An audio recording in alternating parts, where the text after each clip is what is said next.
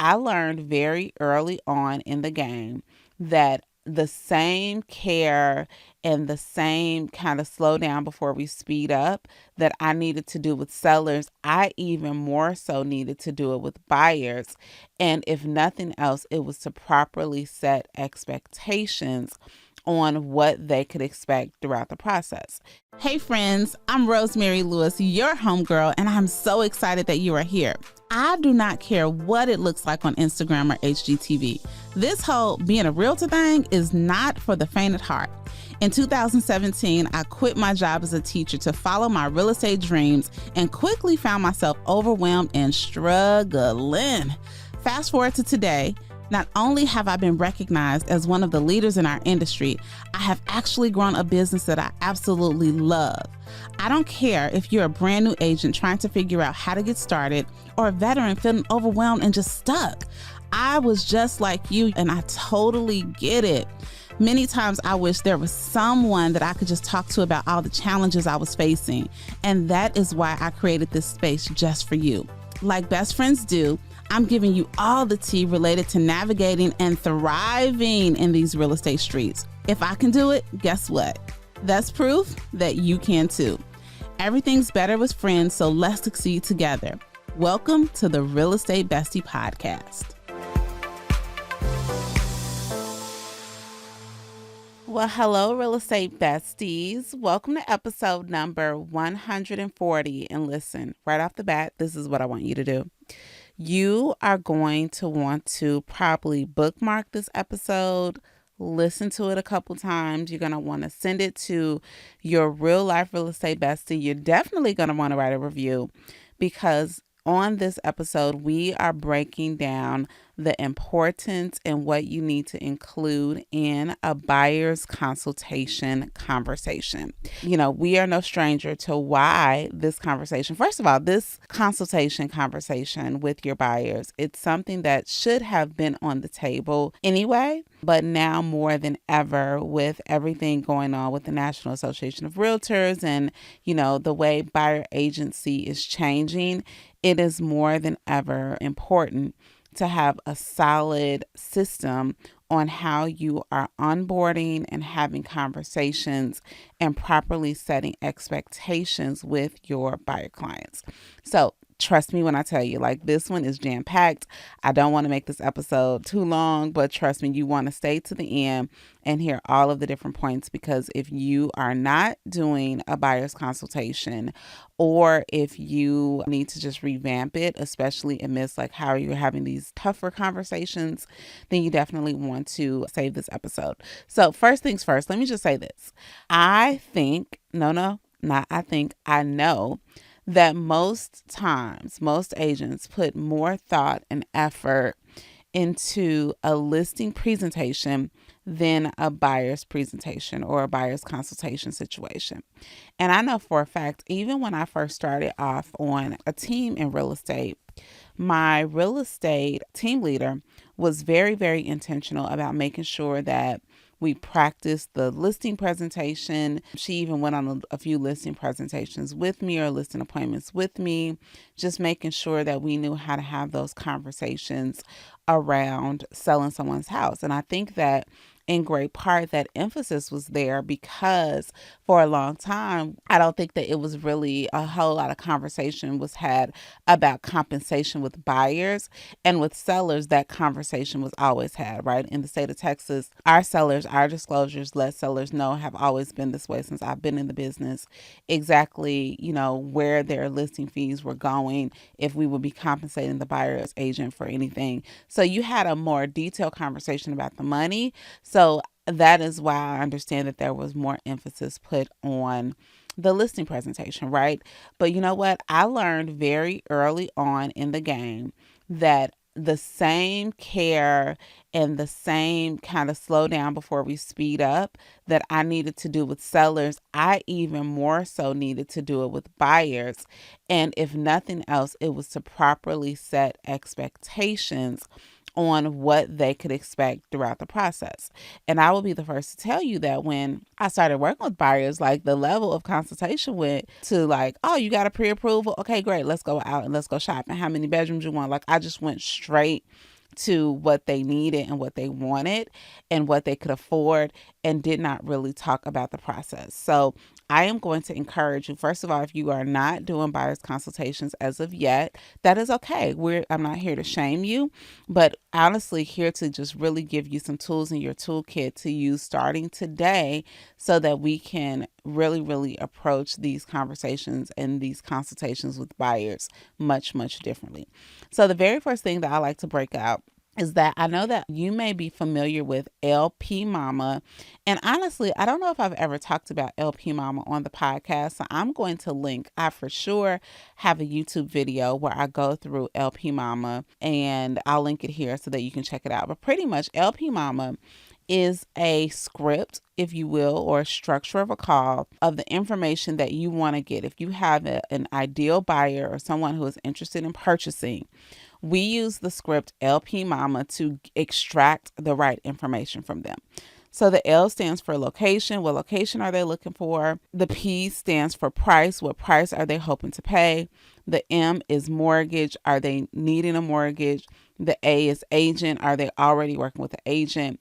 The last M is motivation. Why do they want to actually purchase a home in the first place? And finally, the last A is appointment. That is when we go in for the appointment. Now, the thing that I just want to point out is when you're going through LP Mama and what I just shared with you, that the YouTube video, I actually model on the YouTube video having a conversation and going through LP Mama. So definitely check that out. But again, the mistake that I see most people making is that we automatically want to send them to the lender. Once they get pre-approved, we are in these streets shopping. But there needs to be another step. And for me, the appointment that I am setting is for the consultation. And my exact verbiage goes a little something like this. Like, hey, I would love for us to sit down for about 45 minutes to an hour, just go over a quick meeting. And literally, when you're purchasing a house, it can feel fast and furious. And I like to slow down before we speed up and just really spend some time to talk through what the purchasing process looks like and to answer any questions, and also to really share with you what it looks like to work with me. That is it. I do not only do this for first-time home buyers. I do it for anyone. I don't care if someone has purchased a house 15 times. Now, it may look a little different, right? I may not be sitting down for an hour having a full-blown Zoom consultation for someone who is definitely not a novice to purchasing. And if they have purchased before, I just let them know, hey, the real estate contract, it is forever evolving, right? And like, I live in Texas, and in Texas, we do real estate different. We have a lot of people relocating here, right? So if you bought a house in Illinois and then you buy a house now in Texas, it's going to look a lot different, right? Texas is not an attorney state, so we don't have attorneys in the transaction. And, some of the different things that they may have been used to, some of the different steps that they thought would happen based on their prior knowledge, it just may not be the same, or even working with me looks a little bit different. So I always say, I just like to slow down and just have a quick conversation about it. Okay, so here is a tip prior to scheduling and actually getting on the phone for a consultation, is that when I do LP Mama and I kind of figure out their motivation and figure out where they are, I am only having this buyer consultation conversation after the person has a pre-approval in hand and they are ready to go. If they are one of my friends that, they need some credit support, or, they're not looking to purchase for 2 years, and they truly, truly, truly are people that will be a long-term nurture client, then I'm not having the consultation with them, right? And I just let them know, like, when you are approaching, when we are within a 3-month time period of when you're ready to purchase, that's the time to have the consultation, because again, things in the contract change, and I want the information to be fresh, right? Fresh, so that when we're out shopping and you're actually experiencing the things that we're talking about, that, they're coming back to your remembrance, right? You're not just trying to jog your memory from a couple weeks back. So after they go to the lender, and I tell them, I say, hey, it'll be best for you to reach out to my preferred lender, one of my preferred lenders. I send them over recommendations, or if they have a lender, hey, make sure that you speak with them, go through the pre-approval process. And then I also like to talk to the lender too. And I just say, because our conversation will be so much more fruitful if we have real numbers that we're talking about, right? Where we're not, we're not trying to hypothesize on exactly what you're going to be able to do, but we have real numbers and you have a real conversation with the lender. Okay. So that is one of my tips, is make sure that they go to the lender. You're having this consultation conversation once they are pre-approved, not pre-qualified. There is a difference. Okay. Once they are pre-approved, then I follow back up with the lender, just talk through, what are they able to do in terms of cash in the bank, things like that. And then now we're ready for the consultation. So I like doing the consultation over Zoom because I use slides. And that was one of the interesting things about COVID, is that I used to do these consultations in person, and I still will occasionally do it in person, but just for convenience. And quite honestly, it truly is like classroom teacher presentation conversation style. I really, really like doing it over Zoom. So a couple things that we include. So the very first thing that I kick off when we're on the Zoom call, first of all, let me just tell you something. Even though you're on Zoom, come professional ready, like come dressed like you are in a job interview, right? Like I'm not showing up with a hoodie. I have on a little pop of color on my lips. I'm looking decent. I'm pretty much be camera ready, right? I'm not saying you have to put a full face of makeup or go get your makeup done, but you definitely don't want to look like you were laying around the house like, oh, let me get on the Zoom. Like straight up, you are interviewing for the position to be their advocate, their agent, and helping them purchase a house. So show up and look like it, okay? So when I get to the consultation, of course, you want to be there a few minutes early. Make sure that your lighting is good. Don't overthink it. Just, don't be janky. That's the word that I'm just going to leave you with. Just do not be janky. So when we start the consultation, I will normally start the camera without my actual slides up. And, just establish a little bit of rapport. Hope your day's going well. Just like a little small talk. But like I'm keeping small talk to a minimum. And I literally am going to say, well, hey, let's jump into it, because I want to be respectful of your time and keep this to under an hour, because I want to make sure that we are answering every question and just properly. And I literally say this, and properly set an expectation of what it looks like for you to purchase your home. I'm so excited to assist you with this process. And also during the consultation, you all, I am not, I'm not pushy, but I am assuming the job already. So my language is like, when we buy you a house, when we are showing, when you speak with the lender, when it's time for closing, right? I am continually just dropping those seeds and nuggets as if I am already hired and I'm already a part of the process. So the very first thing that I like to discuss, I like to eat the elephant. If you've ever heard the term eat the elephant, that just means that, we are going to get the hard stuff out of the way in the very beginning. We are going to have the tough conversation. And my very first slide is all about why hire a realtor. And through this part of the conversation, I am literally describing why it benefits them to have a real estate agent and what a real estate agent actually does. Now, I'm not like giving them 105-point seminar, right? But I do explain, what it looks like to be a market expert and bringing that expertise. I do share a little bit of my resume, but not from the standpoint of, hi, I'm Rosemary. I'm a 5-time icon with EXP and I host a podcast and I. No. But I do say something along the lines of like, to say, you know what? I have been very blessed in this business, right? I've helped hundreds of families. I've been recognized, both locally, nationally, throughout my real estate board. But what does that mean to you, right? Like I could tell you all this stuff, but how does that benefit you? And I say what that means is that I've seen a lot of different types of transactions and I know what I'm doing. And I get to bring all of that knowledge and all of that experience to helping support you in getting into your home, right? So even when you are showing your expertise or your brokerage's expertise, like if you're newer to the game and you don't have, these accolades yet, the key word being yet, I still bring it back to them. And you know what? Sometimes even with the different accolades I have, sometimes I don't even focus on that. You know why you're here, right? But here is why I'm here, is to really share with you, like using everything that I know to assist you. And then I actually talk about the fact that, I'm not just your homie opening doors for you. With this, you are making the decision that you are going to hire me. And I really, really encourage them not to take that decision lightly. And then here's something else that I do, which is a ninja tip. I encourage them to interview more than one agent, right? Like if you feel the need to interview more than one agent to really figure out who's going to be the best fit for you, this is such a huge investment that you are making. I encourage you to do so. And y'all, I do that with like full clarity because 99% of realtors are not doing this consultation. So when they talk to Julie and Julie's just kind of like, oh yeah, let's go look at houses, they're going to be like, oh no, Rosemary did something totally different. So I even encourage them like, hey, if you feel the need to speak with more than one person, I completely understand that. As a matter of fact, I applaud that, right? And then you just figure out what makes the best decision for you. But I definitely make sure that I am highlighting, you got to highlight whatever your superpower is. So for me, you all know that I used to be an educator, right? So my superpower when I am assisting my clients with purchasing a home and when I'm in this consultation in particularly, I let them know, hey, like one thing that you're going to know about me, notice is that I am here to educate. I don't want to just get you in the house, but I want to make you an educated consumer. And I share, times when I have been involved in personal real estate transactions and I did not have the proper education. I did not have the proper advocate. I tried to save some money and as a result, it wasn't pretty, right? So I share that personal, pretty much, this is like my purpose behind why I'm doing what I'm doing. And that typically tends to resonate really well with the person that I'm speaking with.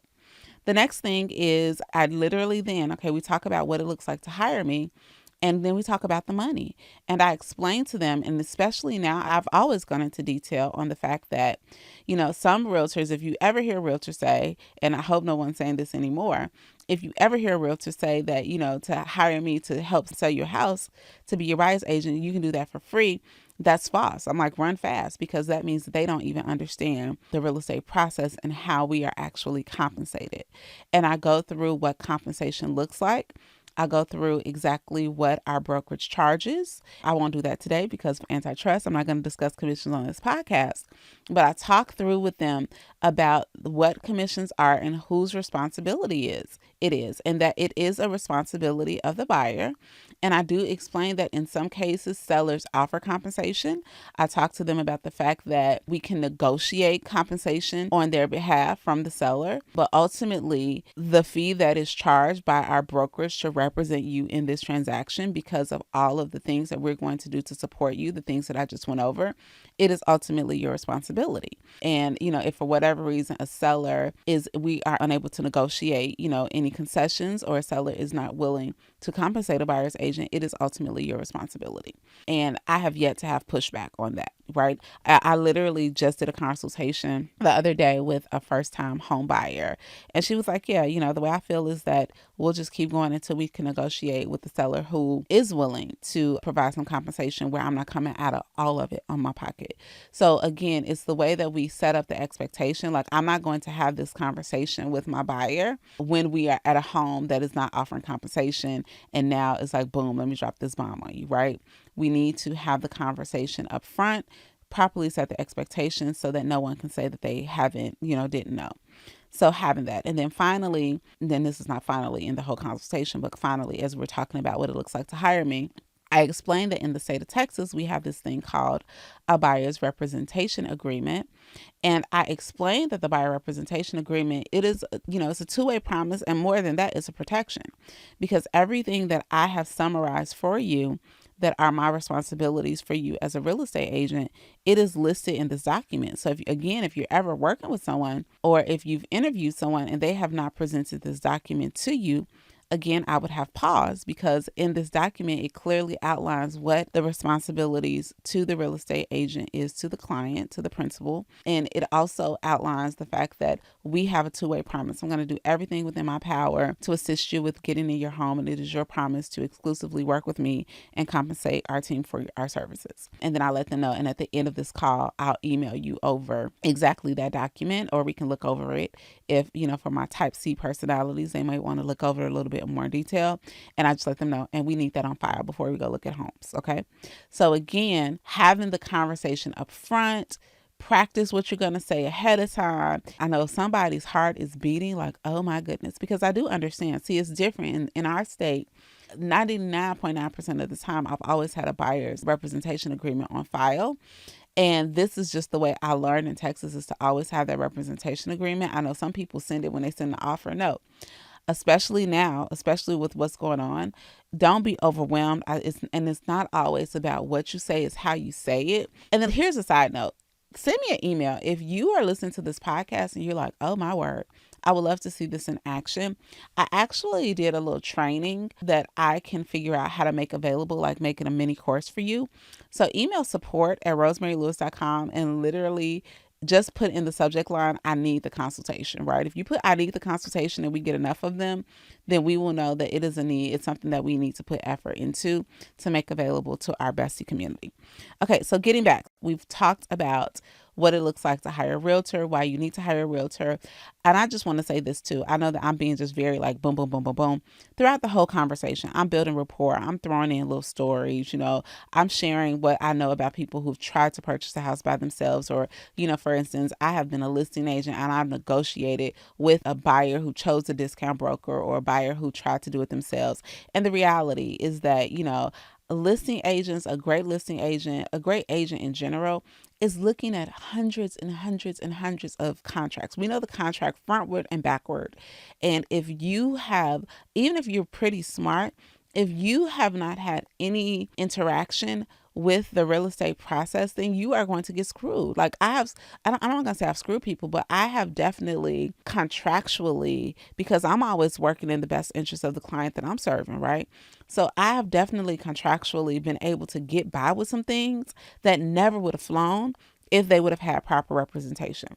So I'm always, bringing in stories and things like that, just to let them know how valuable and how costly it truly is in the long run if you don't have proper representation. Okay.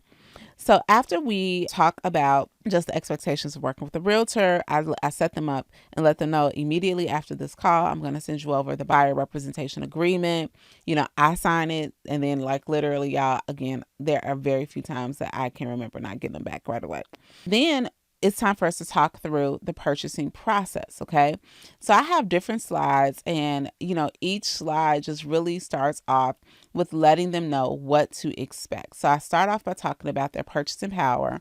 And I have found that this is a very, very important slide. Y'all, don't take for granted. Like, there are some great lenders out there, but there are some lenders whose process don't look the way that you think that they would. And I can't tell you how many times I've spoken with someone, and this is also why it's great to have preferred lenders that you work with who know how you work. They're going to know the questions that you ask, so they make sure that they're crossing those T's and dotting those I's. But just don't assume that because someone has come with a pre-approval, that the lender has also actually had a conversation with them about, what that looks like in terms of down payment, what that looks like in terms of closing costs.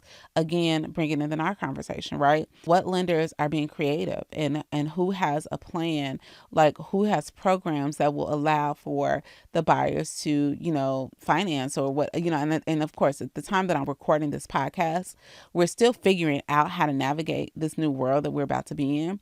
But I definitely don't want to be with the lender who is encouraging, I need to know if this is the type of lender that's encouraging my buyer to go with a discount broker or, not have representation or anything like that, right? So making sure that they understand their lender numbers, they understand what their pre-approval really means. And then also, I always say to my buyers, you may be pre-approved for a number that you don't want to spend. You may be able on paper to afford a mortgage of $4,000 a month, but you actually want to keep it at $3,200.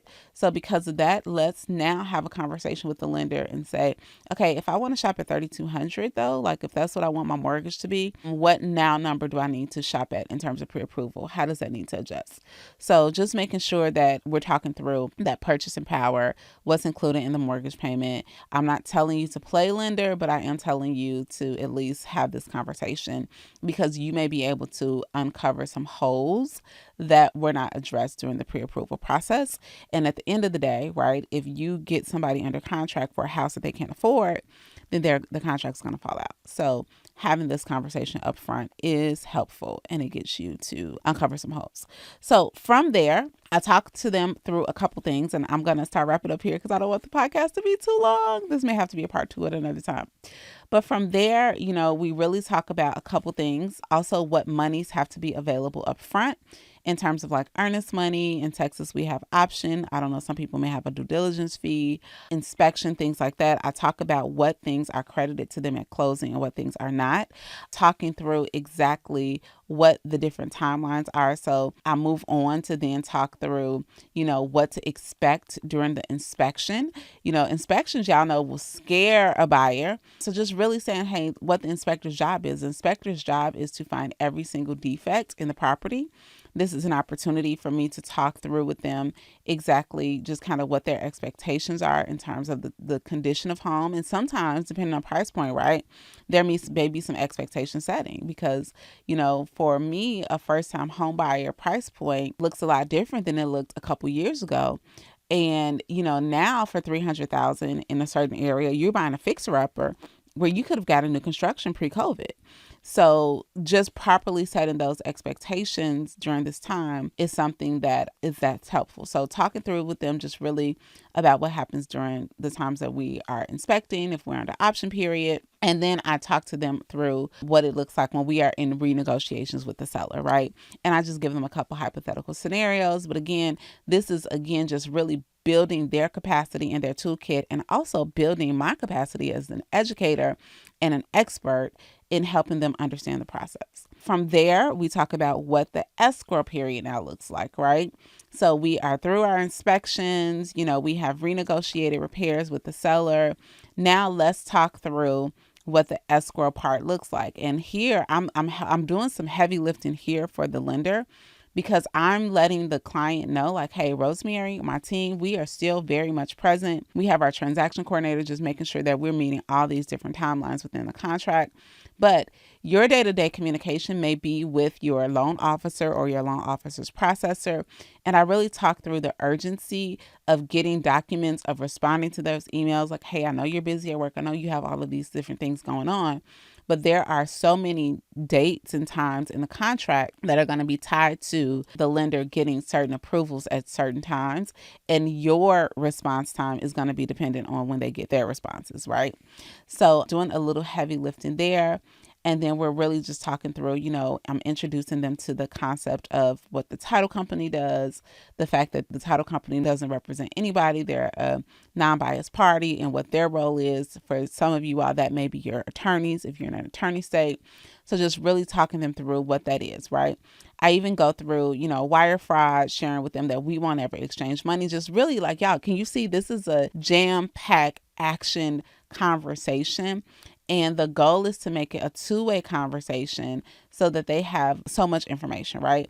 And again, the whole time that I'm talking, I am assuming the position as their agent, but I'm also kind of like, make sure if you're interviewing somebody else and they're not doing all this, like red flag, things like that. And I'm be honest, by the end of this, they're not going to interview nobody else. They're like, you're it. So I'm going to fast forward because I don't want to make this a super long. We really will have to come back and make this a part 2. But pretty much at the end, I conclude the consultation by really talking through the closing process, scheduling inspections or scheduling utilities. I just give them like a checklist reminder.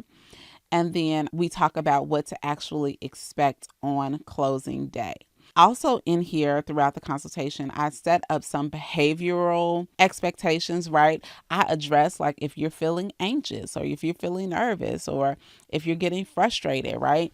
Like I start talking through some of the natural things that come up for buyers throughout the process, because again, when they actually are starting to have some of these feelings, I don't want them to be having, a one-off conversation with themselves in their head and think that it's abnormal. Like we have addressed it in the consultation. So they're going to feel even more equipped, when these very natural hesitations and things come up. And then finally, at the end, I just ended with reiterating what it looks like to hire me and ask them if they have any questions. And we send over all of the documentation and voila. We even like break down what it looks like to start shopping. So as you can tell, I tried to cram it all in in about 30 minutes to tell you exactly what to do. But y'all, the buyer consultation is gold. And if you have yet to incorporate them in your business, I am going to encourage you to do that. Okay. Start to incorporate it. And like I said, shoot us over an email at support@rosemarylewis.com or comment under this video if you're listening to it on YouTube and just say, I need the consultation, right? When you say I need the consultation, we are going to know exactly how to support you. And I'll figure out how to make, a mini course available so that you can actually see me modeling these things in real time and can create your slides and stuff like that. And then finally, friends, I know that there is a lot going on in the media still. Like, it seems like they won't leave realtors alone. But y'all, I truly believe that this is going to be an opportunity for the cream to rise to the crop. There's going to be plenty of opportunity for you to get to six figures, to get to multiple six figures.